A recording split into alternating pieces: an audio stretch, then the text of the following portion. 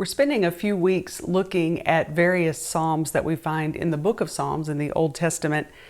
And we started out with 2 weeks of Psalms that are classified, if you will, as hymns. And we talked quickly about the fact that there are several different genres of Psalms. And we went into that third week, with a psalm of lament. And today we're going to do another psalm that is classified as a psalm of lament, that lamenting, pouring out your heart before the Lord, right? I mean, we have all been there when we face situations in our life that we say, Lord, you alone, you're the only one who can pull me out of this situation. I've done everything I know to do. Lord, all of this is out of my control, out of my knowledge base. Sometimes we truly don't know what to do. And I'm so thankful that we have a God in heaven who knows it all, who sees it all. And I'm always reminded of the verse that says, His ways are higher than our ways, but His thoughts are higher than our thoughts. Thank the Lord. If we served a God that His thoughts were limited to my thoughts, well, then I wouldn't need a God, right? If I can think as much as Him and as high as Him and be all knowing like Him, but He is so much greater. He is so much more knowledgeable. He sees the entire picture of our life. I had a friend one time who shared with us the picture of a carousel. And, when you go to a carousel at an amusement park, put your kid or your grandkid or your niece or nephew on that carousel and you stand and watch it, you see the carousel go around and around this way. So there's a segment of time when your child or friend is on the other side of the carousel and you can't see them. You're limited to that little window of them coming by. But God is in heaven looking down at the carousel and He sees it all the way around. So He sees every facet of our life, every trial, every struggle. There is never a moment when He doesn't know what we're facing and what we're going through. And I'm so grateful that He does. And that when we find ourselves there, we can, like David, pour out our heart in a psalm, if you will, of lament. And some of these, as we read them, we can say, oh, I identify with that, David. I might not have been in caves being chased by King Saul, but we all have our own caves that we find ourselves tucked away in. And so that's what's happening in the psalm we're going to look at today. It's Psalm 17. We know that the life of David was filled with so much distress and struggle. And again, Saul was chasing him. Saul sent his men to chase him. He was hiding out in caves. He was running for his life so much of the time. And what does he do in this moment? How does he approach this situation? Well, this psalm is a perfect picture that we see of his approach, and that is that he cries out to God, the only one who can save him, who can help him, the only one who could be his strength and his source. And that concept for us should be a lesson that we learn to say, yes, when I find myself there, let me be like David and pour out my heart before the Lord. So this psalm in Psalm 17, it opens in the first 4 verses with him kind of recounting or reminding God of His integrity, of how He has so far handled this situation. So let's read verses 1 through 4 in Psalm 17. It says, Hear a just cause, O Lord, attend to my cry, give ear to my prayer, which is not from deceitful lips. Let my vindication come from your presence. Let your eyes look on the things that are upright. You have tested my heart. You have visited me in the night, and you have tried me and have found nothing. I have purposed that my mouth shall not transgress concerning the works of men. By the word of your lips, I have kept away from the paths of the destroyer. Now, I love this that David is saying to the Lord. He's kind of looking, and maybe he's talking about this one particular situation he finds himself in at the moment. We don't know that for sure.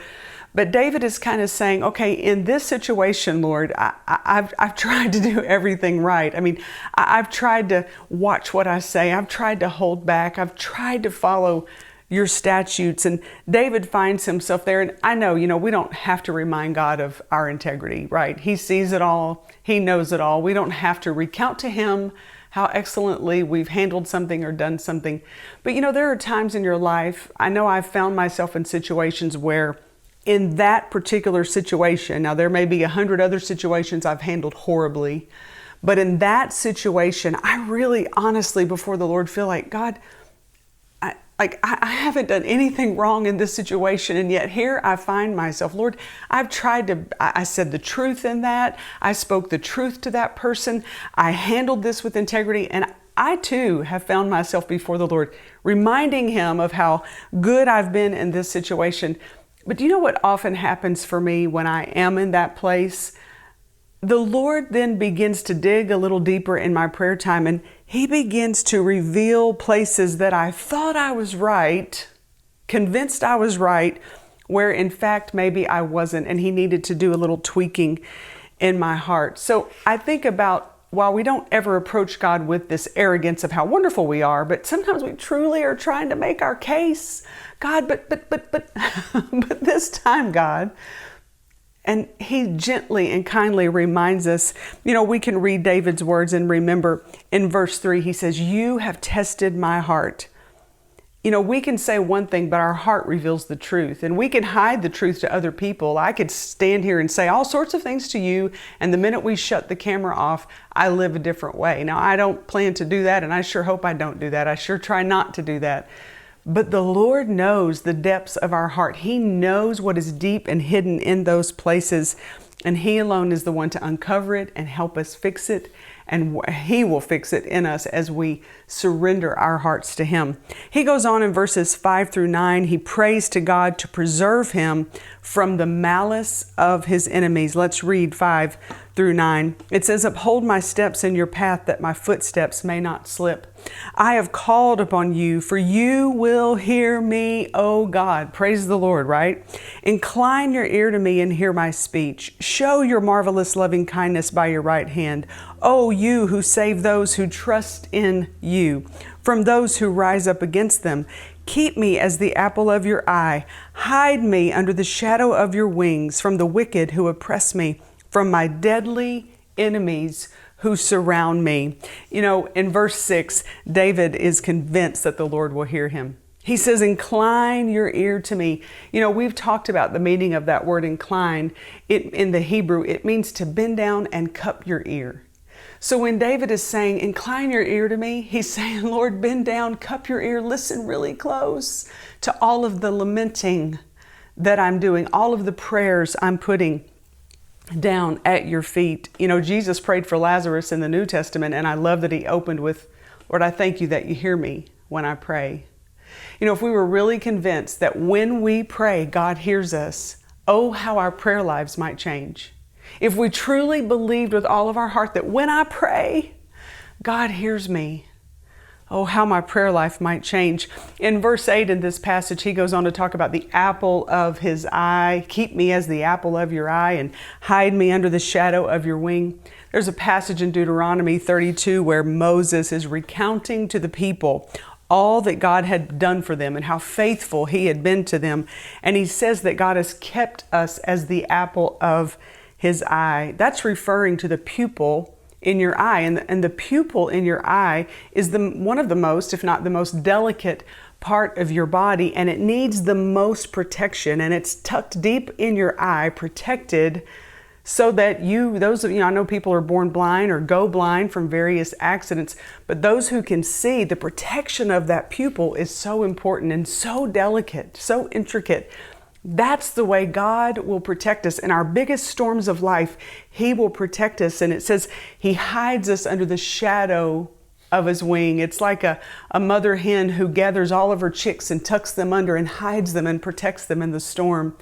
It's a beautiful picture of this protection of God.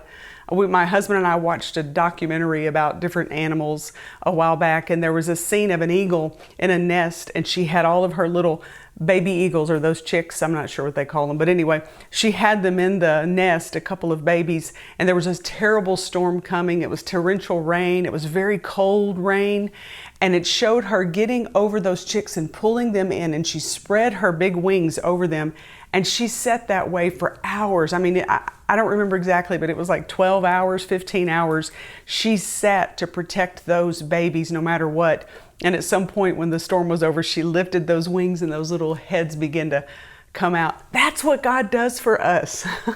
In our biggest storms of life, He comes down and He hides us under the protection of His wing, and He keeps us safe.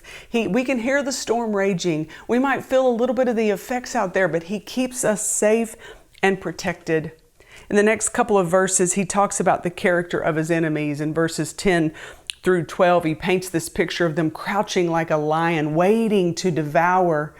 You know, the Bible refers to our enemy. We all have an enemy, Satan, and it refers to him that he roams about like a roaring lion, seeking whom he may devour, crouching down, looking for you, on the lookout, waiting to devour you. But again, remember, He comes in and hides us under the shadow of His wing.